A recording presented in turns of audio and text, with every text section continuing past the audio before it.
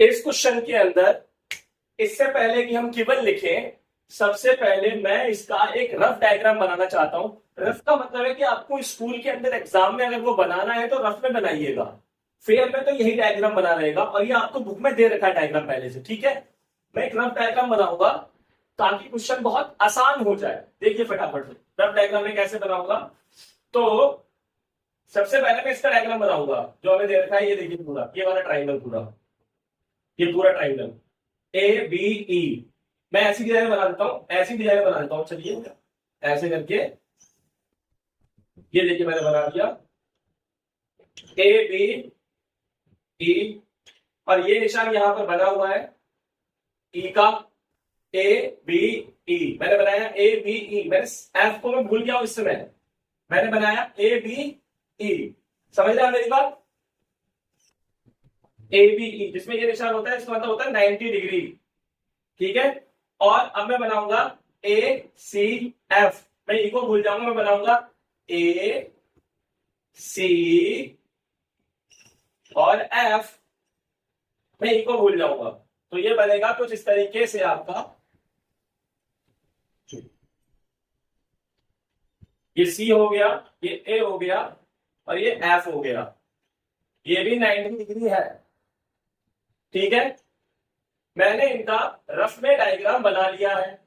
अब मैं लिखता हूं गिवन क्या क्या है, ठीक है। तो देखिए सबसे पहले गिवन है कि equal sides AC and AB. यानी वो ये कह रहा है कि जो एसी है ये और एबी ये दोनों आपस में बराबर है, क्योंकि वहां लिखा है इक्वल साइड्स। तो हम लिख देंगे एबी बराबर में एसी। ये हमें गिवन है, एबी बराबर में एसी हमें गिवन है। दूसरा गिवन क्या है? दूसरा देखिए यहाँ पे ये निशान किताब में दे रखा है, मैंने नहीं लगाया, बुक में दे रखा है। यानी ये दोनों 90 है। ये कौन सा एंगल है? ई। ये कौन सा एंगल है? ई। लेकिन ये जो ई एंगल है इसकी एक लाइन मिल रही है आपकी नीचे बी में, तो बी यहां लिख दीजिए। और इसी ई एंगल की एक लाइन मिल रही है ए पे, तो ए यहां लिख दीजिए। इस तरह से आपको एंगल का नाम लिखना सीखना होगा माय डियर।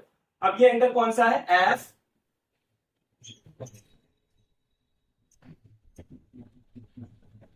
इसकी एक साइड मिल रही है सी पे और एफ की एक साइड मिल रही है ए पे, ठीक है। तो ये दो चीजें आपको गिवन है। समझ में आया आपको? अब देखिए आगे करते निकालना क्या है। तो टू प्रूव, हमें प्रूव करना है altitudes are equal. Altitudes are equal मतलब, एल्टीट्यूड्स आर इक्वल का मतलब ये बी ई बराबर में सी एफ। बी ई बराबर सी एफ, ये आपको प्रूव करना है माय डियर।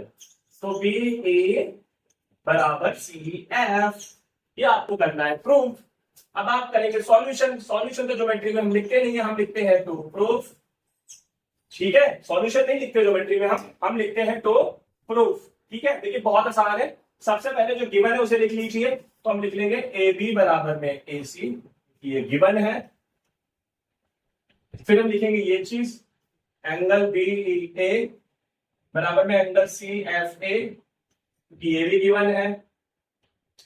फिर हम लिखेंगे एक और एंगल बराबर, क्यों? देखो जब दो ही गिवन होते हैं, तीसरा गिवन नहीं होता है, तो या तो हम देखते हैं कॉमन या फिर हम देखते हैं अपोजिट। यहां पर कॉमन है, देखिए आप, यहां पर भी ए आ रहा है और यहां पर भी ए आ रहा है, तो इसलिए हम लिखेंगे एंगल ए बराबर में एंगल ए। लेकिन नाम कैसे डालेंगे एंगल का वो देख लीजिए।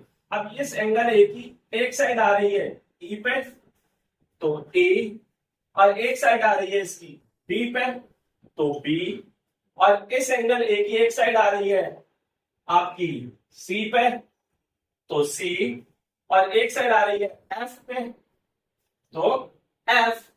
इस तरह से हमने लिख दिया। अब दो एंगल हो गए हमारे, दो एंगल हो गए और एक साइड हो गई है।